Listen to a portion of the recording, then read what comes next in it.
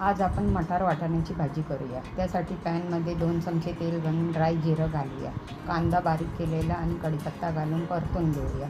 त्यानंतर त्यात 2 चमचे मालवणी मसाला, 1 चमचा लाल तिखट, हळद, मीठ आणि धने पावडर घालून परतून घ्या।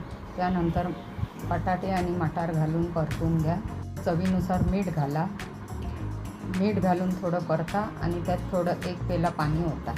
पाणी ओतून झाल्यावर झाकण ठेवून गॅस बारीक करा। 10 मिनटं शिजू द्या। तोपर्यंत कांदा खोबऱ्याचं वाटण करून घ्या। 2 कांदे आणि 1 अर्धी कवड घेऊन वाटण करून घेऊन थंड झाल्यावर मिक्सरमध्ये वाटून घ्या।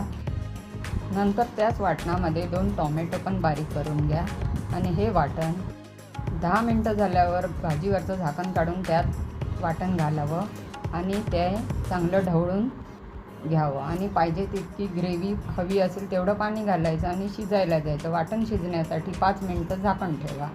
बारीक गॅस करा आणि 5 मिनटानंतर भाजी आपली तयार झाली।